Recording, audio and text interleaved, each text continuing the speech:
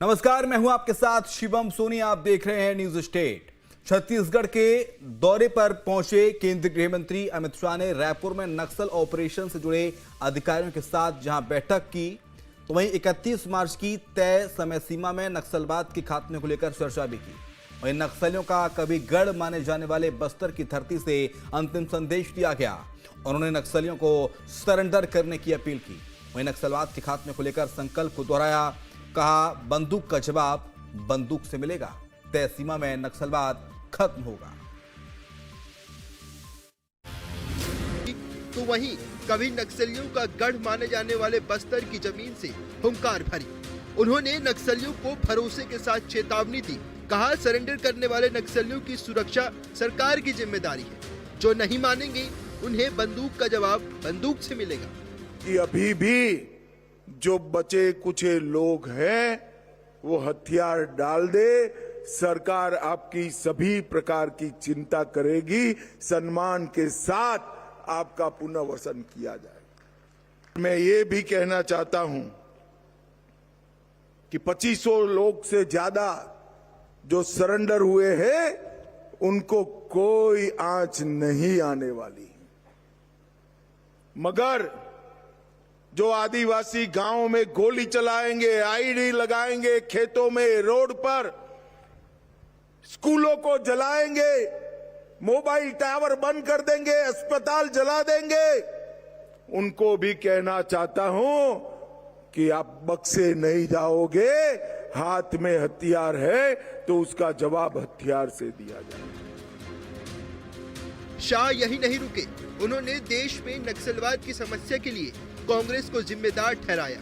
शाह ने कहा कि नक्सलवाद उन्हीं जगह पर फला फूला जहां विकास नहीं पहुंचा, इसके लिए कांग्रेस जिम्मेदार है। वहीं छत्तीसगढ़ में पूर्व की कांग्रेस सरकार को शाह ने नक्सलियों को श्रेय देने वाली सरकार बताया। क्योंकि कई लोग इसको लैक ऑफ डेवलपमेंट के साथ जोड़ते हैं। अविकसित क्षेत्र के कारण माओवादियों ने हाथ में हथियार पकड़े हैं। मैं इससे कतई सहमत नहीं और मेरे पास इसके प्रमाण भी है। जब उनकी सरकार थी, बघेल जी की सरकार थी, मैं निसंकोच कह सकता हूं कि छत्तीसगढ़ की कांग्रेस सरकार ने माओवादी मूवमेंट को प्रश्रय देकर रखा था। वहीं बालाघाट पहुंचे मध्य प्रदेश के मुख्यमंत्री डॉक्टर मोहन यादव ने भी प्रदेश में नक्सल की समस्या के खात्मे पर खुशी जताई। उन्होंने कहा कि मध्य प्रदेश में नक्सलवाद खात्मे पर उन्हें गर्व है, जिसे हमारे जवानों ने अपने शौर्य से अंजाम दिया। जिस स्थान पर खून की होली होती थी, जिस स्थान पर जाने के लिए कोई नाम सुनता तो ऐसा लग रहा कि बालाघाट नहीं हो गया, कोई काला पानी की सजा हो गई। किसी अधिकारी को, कर्मचारी को, व्यापारी को, किसान को, आम समाज को दूर से आने में एकदम ऐसा लगता था कि क्या हो गया। मुझे गर्व है कि हमारे जवानों ने अपनी शहादत देते हुए एक तरह से असंभव काम को संभव करके दिखाया। गर्व से कह सकते कि हाँ, मध्य प्रदेश की धरती पर अब कोई नक्सलवादी बचा नहीं है। हमें इस बात का संतोष और इस बात का गर्व है। केंद्र की मोदी सरकार ने देश में नक्सलवाद के खात्मे को लेकर 31 मार्च 2026 की समय सीमा तय कर दी है। सरकार की दृढ़ इच्छा शक्ति के कारण देश में दशकों से फैली नक्सलवाद की समस्या का अंत होना तय लग रहा है, क्योंकि सरकार ने एक तरफ नक्सल प्रभावित इलाकों में विकास को तेज गति दी है, तो वहीं दूसरी ओर नक्सलियों के खिलाफ सुरक्षा बलों ने अभियान चला रखा है, जिसका जमीन पर असर भी दिख रहा है। Team news team. तो न्यूज स्टेट के कुछ सवाल, महत्वपूर्ण सवाल, वो आपको सामने रखते हैं। नक्सलवाद खात्मे की तारीख हो गई है तय, नक्सली करेंगे सरेंडर, ये मान लिया जाए, क्योंकि 31 मार्च डेडलाइन है। 31 मार्च से पहले या तो गोली से नहीं तो बातों से सरेंडर करना ही पड़ेगा। अमित शाह का वार, नक्सलवाद के लिए कांग्रेस जिम्मेदार, ये बात कही है केंद्रीय गृह मंत्री अमित शाह ने। कांग्रेस नक्सलवाद के लिए जिम्मेदार है। क्या फाइनल अपील पर एक एक नक्सली छोड़ेगा हथियार? बस्तर में विकास की बयार तो कौन कर रहा है साजिशन प्रहार। मार्च की डेडलाइन वाली घंटी, मुख्यधारा में नक्सली करेंगे एंट्री। ये बड़ी सवाल है क्योंकि नक्सली मुख्यधारा में एंट्री कर रहे हैं और कुछ नक्सली को करना बाकी है।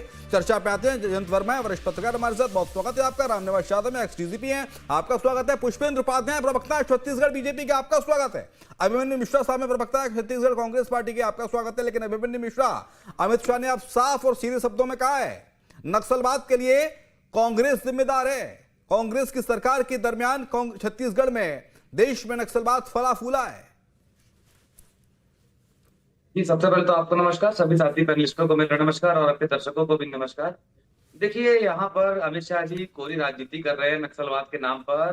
पहले स्वयं वो 2022 में आकर के बयान दे चुके हैं कि छत्तीसगढ़ की सरकार, कांग्रेस की सरकार, भूपेश बघेल जी की सरकार नक्सल मोर्चे पे काम कर रही है। 60% तक जो नक्सल वारदातों में कमी आई है, नक्सल एक्टिविटीज में भी कमी आई है। उसके अलावा काफी सारे काम जो हमारे समय में किए गए, बूझमाड़ का राजस्व सर्वे किया गया जो पहले कभी नहीं हुआ। उसके अलावा कैंप स्थापित करने की बातें, 70 से ऊपर वनोपज खरीदने की बातें, तो कई सारी चीजें जो है हमारी सरकार में हुई। लेकिन अमित शाह जी को इस प्रकार की बातें केंद्रीय गृह मंत्री होते हुए करना शोभा नहीं देता। नक्सलवाद के नाम पर राजनीति नहीं होनी चाहिए।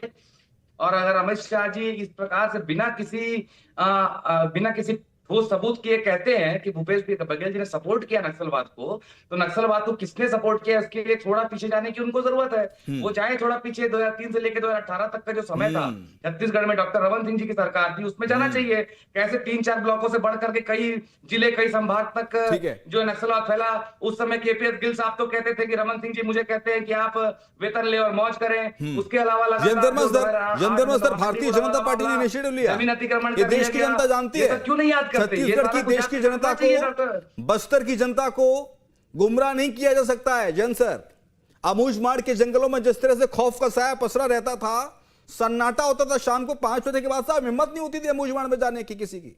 कोई बकरियां चराने नहीं जाता था। पता नहीं नक्सली कब क्या किसके साथ क्या करते हैं। इंसान के साथ साथ जानवर भी डरते थे जैन सर।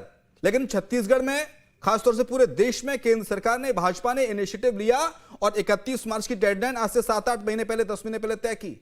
और उसका नतीजा ये है कि नक्सलवाद पहले 1 रुपया था तो अब वो 2 पैसे 3 पैसे बचा है।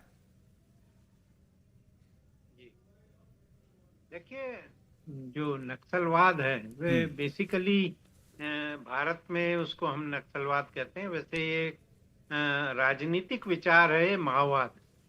और जिस विचारधारा पे चल के चीन ने इतना प्रगति की, जिस विचारधारा पे चलते सोवियत संघ इतना आगे बढ़ गया, तो ये शोषण के खिलाफ एक प्रतिकार का मार्क्सवादी, लेनिनवादी, माओवादी ये विचार।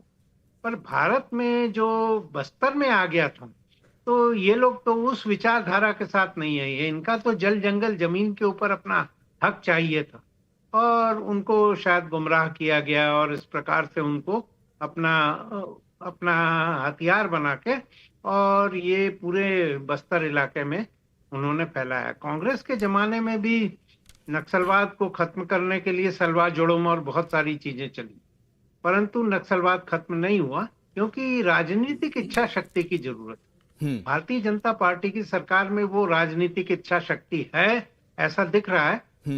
चाहे वो अमित शाह जी की बात कहें या नरेंद्र मोदी जी की बात कहें, तो ये नक्सलवाद खत्म हो रहा है और लोग मुख्य धारा में जुड़ते जा रहे हैं। परंतु यदि वहां के लोगों की आजीविका जो है वो जल जंगल जमीन पे टिकी है, तो वो जल जंगल जमीन पे उनके अधिकार यदि सुनिश्चित किए जाएं, उनको उनके प्रोडक्ट को सही उनका दाम मिलने लगे और उनकी क्वालिटी ऑफ लाइफ इंप्रूव हो जाए, तो मुझे लगता है कि नक्सलवाद हमेशा के लिए वहां खत्म हो जाएगा। नहीं सर, लेकिन जो 31 मार्च की डेडलाइन तय की गई है केंद्र सरकार के द्वारा, क्या एक वरिष्ठ पत्रकार होने के नाते, क्योंकि आपने छत्तीसगढ़ को, बस्तर के इलाकों को, नक्सलवाद की जो वादियां छत्तीसगढ़ में पनपी उनको आपने देखा है, घूमा है, परखा है, जाना है, उस हवा में आप रहे हैं, रिपोर्टिंग आपने दर्शकों की है, तो क्या 31 मार्च की जो डेडलाइन है जो सरकार ने तय की है, क्या वो उस डेडलाइन आते आते नक्सलवाद शून्य आप मान के चल रहे हैं? आप दूरदर्शिता से क्या देखते हैं? देखिए, ये जो पूरा का पूरा जो माओवाद था वो छत्तीसगढ़ में तो फैला काफी, बस्तर में, हाँ। परंतु वो झारखंड में भी और उधर अपना आंध्र प्रदेश सब जगह फैला हुआ है। तो मध्य प्रदेश में तो ऐसा लगता है कि खत्म हो जाएगा।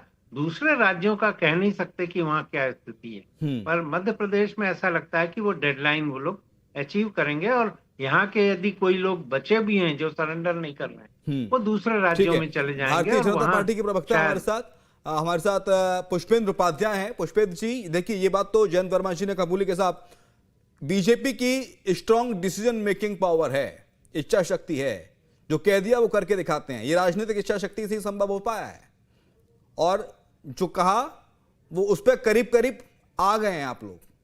31 मार्च कितना मुश्किल लग रहा है, कुछ दिन और बाकी है सर।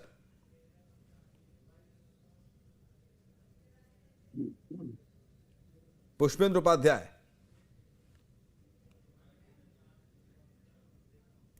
ठीक है, पुष्पेंद्र जी आएंगे आपके पास, लौटेंगे। हमारे साथ एक्स-डीजीपी हैं रामनिवास यादव साहब। रामनिवास यादव जी, पहले जिस तरह से मुख्यमंत्री मोहन यादव ने आपको सुना, वो कह रहे थे कि साहब मध्य प्रदेश के बालाघाट में किसी का ट्रांसफर करते थे, अधिकारी का ट्रांसफर करते थे, या कोई आता था, कोई नौकरी ज्वाइन करने आता था, तो स्थिति ये थी साहब, ऐसा लगता था कि काला पानी की सजा तो नहीं देती बालाघाट में जाके। एक बालाघाट में ट्रांसफर करने को कहा जाता है कि टॉर्चर है, ट्रांसफर नहीं टॉर्चर है ये, लेकिन वो स्थिति, वो मानसिकता से अब बालाघाट उभरा है मध्य प्रदेश में। मैं अपने सभी साथियों को नमस्कार करता हूं, और जो हमारे दर्शक गण हैं उन सभी को भी नमस्कार।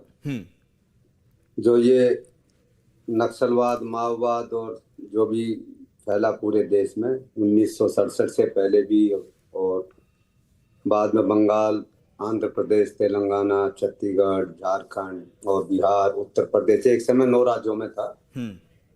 और उसमें इन्होंने योजना भी बनाई थी, इनका डॉक्यूमेंट है कि 2050 तक हम देश पे कब्जा कर लेंगे, इनका ऐसा डॉक्यूमेंट था। और सरकार बनाएंगे, तो मतलब राज्य करेंगे उनका।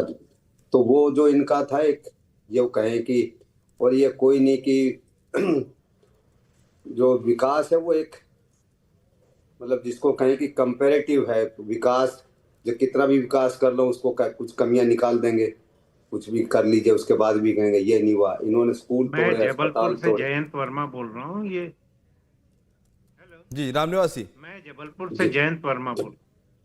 रामनिवासी जी बात पूरी कीजिए। हाँ, तो वो उस तरीके से इन्होंने एक तरीके का पूरा वायलेंस की, जहां पे नेचुरल रिसोर्सेज थे, आप पूरा यदि मैप देखेंगे देश का, जहां पे प्राकृतिक साधन थे और आदिवासी हमारे भोले भाले नागरिक थे, और उसी जगह पे इन लोगों ने एक तरीके से अपना प्रचार प्रसार करके अड्डा जमाया। तो ये देश के प्रति एक अंतर्राष्ट्रीय साजिश भी थी, और बहुत पहले जो नॉर्थ ईस्ट में वायलेंस था, जिसमें कि किसी देश का नाम लेना उचित नहीं है इसमें, लेकिन सब जानते हैं कि कौन उनको सपोर्ट कर रहा था, कौन कैसे क्या करता था। इसको भी एक इनडायरेक्ट सपोर्ट वहां से भी शुरू में था, और अभी बीच बीच में भी होता रहा।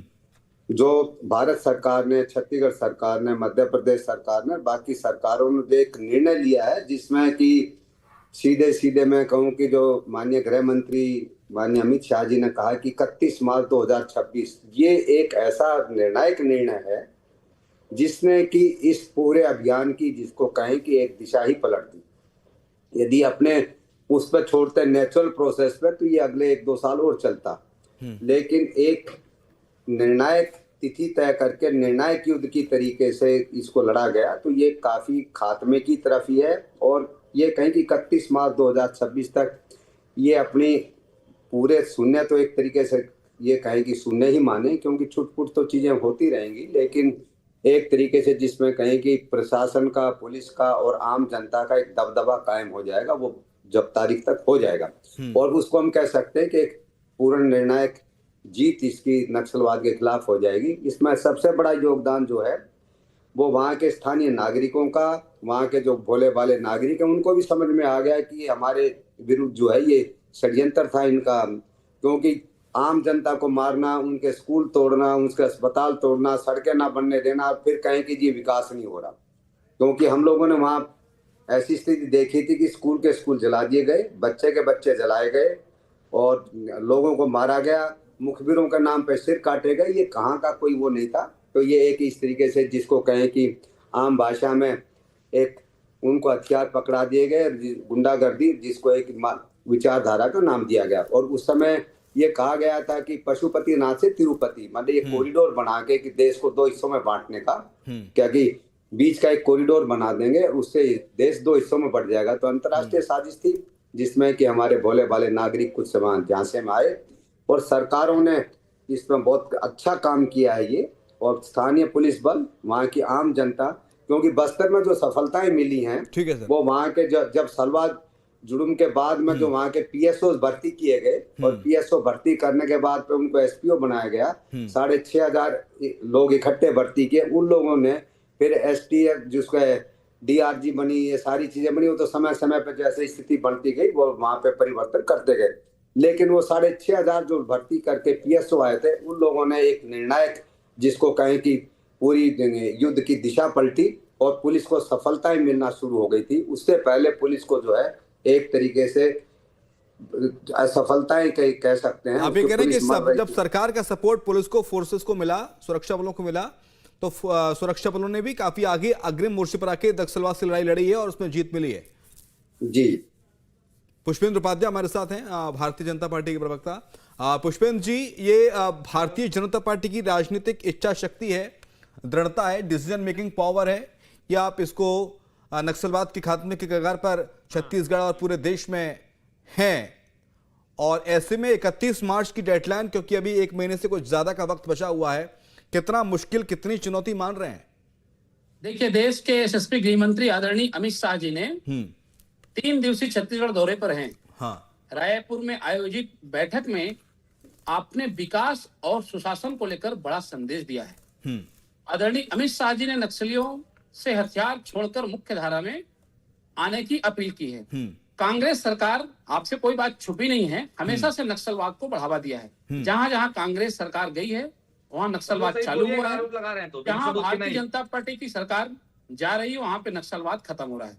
दूसरा, मैं आपको बताऊं, जिस छत्तीसगढ़ को नक्सल हिंसा, अव्यवस्था और पिछड़ेपन के लिए जाना जाता था, आज हमारा छत्तीसगढ़ विकास और स्थिरता की ओर आगे बढ़ रहा है। अब बस्तर की पहचान बारूद नहीं, विकास है। 31 मार्च 2026 छत्तीसगढ़ की जनता के लिए बेहद खास दिन होगा, जब छत्तीसगढ़ के नक्शे से नक्सलवाद पूरी तरह से खत्म हो जाएगा। वही सर मेरा सवाल था पुष्पेंद्र जी की, कितना टफ टाइम है 31 मार्च तक का? देखिए, भारतीय जनता पार्टी के यशस्वी गृह मंत्री आदरणीय अमित शाह जी, मुख्यमंत्री आदरणीय विष्णुदेव साय जी, उप मुख्यमंत्री एवं गृह मंत्री आदरणीय विजय शर्मा जी बहुत गंभीरता से नक्सलवाद को लेकर एक एक बिंदु पर गहन परीक्षण करके बात कर रहे हैं। मैं आपको बताऊं, कांग्रेस को इसमें राजनीति नहीं करना चाहिए। कांग्रेस के प्रवक्ताओं को, कांग्रेस पार्टी को मानना चाहिए कि भारतीय जनता पार्टी के सरकार में, भारतीय जनता पार्टी के शासनकाल में नक्सलवाद खत्म हो रहा है। हमारी सरकार ने साफ शब्दों में कहा, हम किसी पर गोली नहीं चलाना चाहते, हम नक्सली बंदूक छोड़ दे, सरकार उन्हें मुख्य धारा पर लाएगी और उनका लाल कारपेट बिछाकर स्वागत करेगी। हमेशा से भारतीय जनता पार्टी यही कहती आई है। देखिए, भारतीय जनता पार्टी के कार्यकर्ता, भारतीय जनता पार्टी की सरकार और हमारी सुरक्षा के जवानों ने, आपको मालूम होगा, हिडमा जैसे करोड़ों के नक्सली, इनामी नक्सलियों को हमारी सरकार और सुरक्षा के जवानों ने मार गिराया। दूसरी बात करूं, गणेश उइके नाम का नक्सली कोर कमेटी का मेंबर था, उसको भी हमारी सुरक्षा के जवानों ने मारा। अभी हाल की घटना धमतरी में 10 नक्सली घटनाओं को अंजाम देने वाली महिला नक्सली कमांडर ने सरेंडर किया है। अमित शाह कह रहे हैं कि साहब कांग्रेस के समय में नक्सलवाद फला फूला, कांग्रेस नक्सलवाद को लेकर, कांग्रेस को लेकर काफी निशाना उन्होंने साधा, लेकिन जिस तरह से कांग्रेस पार्टी कह रही है कि साहब हमारी सरकार में भी कई सारी योजनाएं नक्सलवाद को लेकर चली हैं, नक्सलवाद के खात्मे के लिए हमने भी कई सारे काम किए हैं। देखिए, जो चीजें होती हैं वो दिखती हैं। हाँ। अभी आप देखिए, छत्तीसगढ़ की जनता भारतीय जनता पार्टी के एक एक कार्यकर्ता को, भारतीय जनता पार्टी की सरकार को हथेली पे रखा है। उसी का नतीजा है रायपुर नगर निगम में भारतीय जनता पार्टी की सरकार, छत्तीसगढ़ में भारतीय जनता पार्टी की सरकार और केंद्र में भारतीय जनता पार्टी की सरकार चल रही है। भारतीय जनता पार्टी का एक एक कार्यकर्ता नक्सलवाद को लेकर, सरकार नक्सलवाद को लेकर बहुत गंभीरता से काम कर रही है।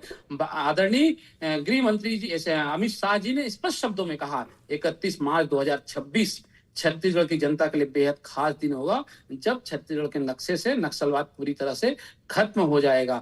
और अभी आपको मैं बताऊं कि हमारी सरकार जहां जहां नक्सली कैंप लगा रही है, वहां पे रोड की व्यवस्था कर रही है, लाइट की व्यवस्था कर रही है, तो स्वाभाविक रूप से वहां के ग्रामीण सुरक्षा के जवानों का साथ दे रहे हैं, नक्सली मुख्य धारा पे आ रहे हैं। अगर नक्सलवाद खत्म होगा, इंडस्ट्री होगी, तो वहां के लोगों को रोजगार मिलेगा, हमारे आदिवासी भाइयों को रोजगार मिलेगा। हम रोजगार की बात करते हैं, अगर मान लीजिए 100% में 10% लोग जीएम वगैरह बाहर के रहेंगे, 90% स्थानीय लोगों को रोजगार मिलेगा, शिक्षा के अवसर बढ़ेंगे। बस्तर बहुत खूबसूरत जगह है, अगर वहां से नक्सलवाद खत्म होता है तो टूरिज्म को बढ़ावा मिलेगा। अभिमन्यु कांग्रेस मिश्रा, को मानना चाहिए, अभिमन्यु कांग्रेस को मिश्रा, साथ देना देखिए चाहिए। बस्तर के बारे में जो भारतीय बात जनता पार्टी बहुत के खूबसूरत साथ बात कही कंधे से उन्होंने कंधा मिलाकर पुष्पेंद्र उपाध्याय जी ने। बात करना चाहिए। अभिमन्यु जी, पहले बस्तर को लेकर लोगों के अंदर आपने उनको मौका बहुत बोलने का दिया, आपने मुझे मौका नहीं दिया। मैं बिल्कुल आपको मौका देने जा रहा हूँ, अब आपके पास मौका ही मौका है सर, लगाइएगा चौका। क्या है अभिमन्यु जी, मैं देखिए आपसे रिक्वेस्ट करना बस्तर चाहूंगा को पहले। लेकर पहले लोगों के मन में एक टेरर होता था अभिमन्यु मिश्रा कि साहब बस्तर जाएंगे तो पता नहीं नक्सली पकड़ लेंगे। कोई अगर किसी छात्र का बस्तर में सेंटर पड़ा है तो उसकी माँ बोलती थी बेटा वक्त से घर आ जाना, जल्दी ट्रेन पकड़ लेना, अंधेरा मत होने देना। शाम को 5 बजे के बाद तो पूरा शहर खाली हो जाता था, बाजार बंद हो जाता था। ये परिदृश्य था बस्तर का। बिल्कुल। लेकिन आज की स्थिति, आज के वक्त में, आज के इस मौजूदा दौर में स्थिति ये है कि 31 मार्च के बाद लोग बस्तर ट्रिप प्लान करने की सोच रहे हैं। ऑनलाइन देख रहे हैं साहब बस्तर के लिए क्या क्या ट्रैवलिंग एजेंसी है, कितना पैसा है, कितना बजट है, कितना पैसा खर्चा होगा, कौन कौन से रिजॉर्ट्स अवेलेबल हैं, कौन कौन सी नदियों में हम जाएंगे, कौन टूरिस्ट गाइड होगा, बस्तर की वादियों में, वहाँ के जंगलों में, वहाँ की हरियाली में, ये सब लोग प्लान कर रहे हैं। पहले ऐसा नहीं होता था, अब लोग बस्तर जाना चाहते हैं। मैं खुद बस्तर जाना चाहता हूं जी। तो क्या ये सब बस 2 साल में हो गया है? वो तो आप बताइए। वही मैं कह रहा हूं, मैं आपसे पहले मेरे पास रिक्वेस्ट जवाब है, करूंगा मेरे कि से आपने एक जवाब दूंगा। हाँ, पहले बात करनी चाहिए अब अभिमन्यु जी। सारा कुछ आप बोल लिए पुष्पेंद्र जी, आप फिर आप ही बोल लो, तो हम लोग को बुलाते ही नहीं, क्यों फिर डिबेट में? आप अभिमन्यु जी बात कीजिए, आप जवाब दीजिए। मुझे मेरा ओपनिंग स्टेटमेंट मुझे ठीक से देने नहीं दिया गया, मुझे इस बात पे आपत्ति। और नहीं, अब उसके आप अपनी बाद बात कीजिए पुष्पेंद्र सर, जी ने आप इतनी अपनी बात लंबी कीजिए। कहानी सुनाई, अभिमन्यु- इतनी लंबी कहानी सुनाई, उसके बाद मैंने तब भी आराम से सुना और मैंने अभी अपनी बात शुरू नहीं की कि उन्होंने टोका। तो फिर ऐसे में हमें बुलाने की कोई जरूरत नहीं है, आप आपस में बात अभिमन्यु जी, आप क्या दिक्कत? अपनी बात पूरी कीजिए प्लीज। अब नहीं, अभी आप टोकेंगे नहीं मुझे, बस नहीं मुझे अपनी टोकेंगे। बात पूरी रखने दीजिए। हाँ, रखिए। जी, तो अब मैं ये कह रहा था, आपने बिल्कुल सही कहा, पहले बस्तर का क्या हाल था, आपने जो जो पॉइंट गिनाए बिल्कुल सही गिनाए, लेकिन ये 15 साल की रमन सिंह जी की सरकार में ये नौबत आई क्यों? राजनीतिक इच्छा शक्ति की बात कर रहे थे, तो अभी थोड़ी देर पहले आदरणीय जी कह रहे थे कि स्कूल जला दिए जाते थे, गांव के गांव खाली करा दिए जाते थे। तो ये किसकी सरकार थी उस समय? किसकी राजनीतिक इच्छा शक्ति थी? और अब 2 साल में अगर अब अगर मान लीजिए 18 से देखे, जब से इनकी सरकार गई, 2003 में 3-4 ब्लॉकों में था नक्सलवाद, कई जिलों में फैल गया, ठीक है। 2018 में इनकी सरकार गई, उसके बाद हमारी सरकार आई, हमने काम शुरू किया। हमने तो पहले भी साथ दिया था, सलवा जुडूम का जब मामला हो, चाहे जिस तरह के नक्सल मामले में हो, हमने हमेशा साथ दिया। लेकिन हमारी पार्टी को ये लोग सुरक्षा प्रदान नहीं करा पाए, हमारे नेता मारे गए नक्सली हमले में, ये सारा कुछ हो गया। उसके बाद 2018 से जब अब 2023 तक की बात थी, अमित शाह जी खुद आके माने थे उस समय 2022 में कि 60% ये कम हो गया, वो कम हो गया। तो या तो उस समय झूठ बोल रहे हैं या तो अभी झूठ बोल रहे हैं, दोनों में से एक समय तो झूठ बोल रहे हैं। या तो आज सच बोल रहे हैं तो तब झूठ था, या तब सच बोल रहे थे तो आज झूठ है। अब इसके अलावा आज जब 2 साल में नक्सलवाद डिक्लाइन पे जा रहा है, चलिए मैंने तारीफ की, विजय शर्मा जी की भी तारीफ की, मैंने हर किसी की तारीफ की, सुरक्षा बलों की तारीफ की, लेकिन क्या इन 2 सालों में ये सब कुछ हो गया क्या? तो इतनी लंबी लड़ाई जो नक्सलवाद के खिलाफ छत्तीसगढ़ ने लड़ी है, आपने सब खत्म कर दी।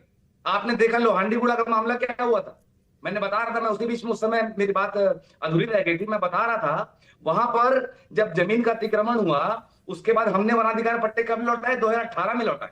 10 साल तक वनाधिकार पट्टे मांगते रहे, वहां नक्सलवाद आ गया। जो नक्सलवाद पहले वहां नहीं हुआ करता था, वहां पर आया। उसके बाद रमन सिंह जी के उस समय के बयानबाजी किसी से छुपी नहीं है। जो वो बोलते थे कि केपीएस गिल साहब को कि आप तो वेतन लो, मौज करो।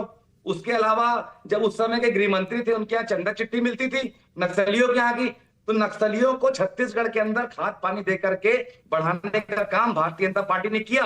और ये सारी चीजें मैंने उदाहरण देकर के बताया। अमित शाह जी ने केवल कोरे आरोप लगाए, भारतीय जनता पार्टी के प्रवक्ता महोदय ने कोरे आरोप लगाए, लेकिन मैं ये सब कोरे आरोप नहीं लगाता। हमने तब भी साथ दिया था, हमारे नेताओं को सुरक्षा आप नहीं दे पाए, हमने उसके बाद भी 5 साल तक काम किया, आपको भी साथ में लेके चला।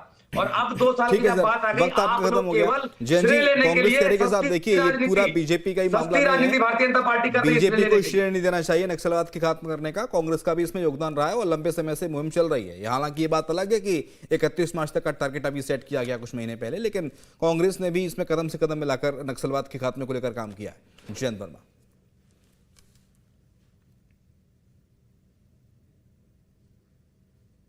जयंत सर, आवाज आ रही है मेरी?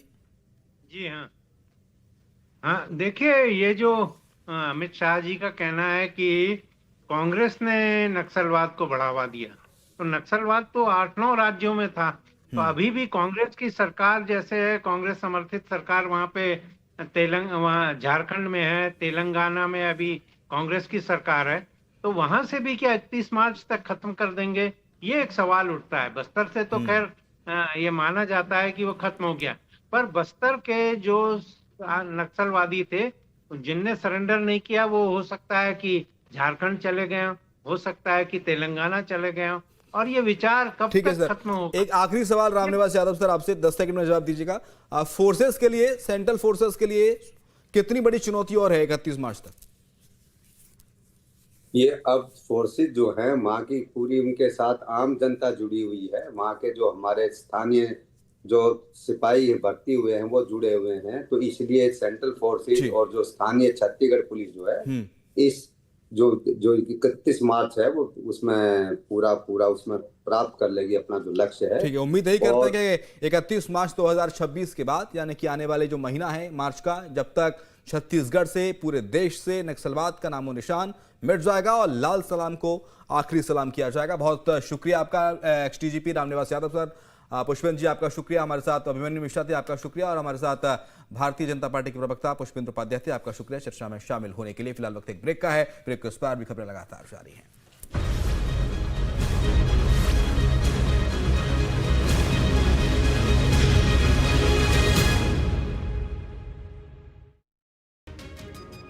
तो 31 मार्च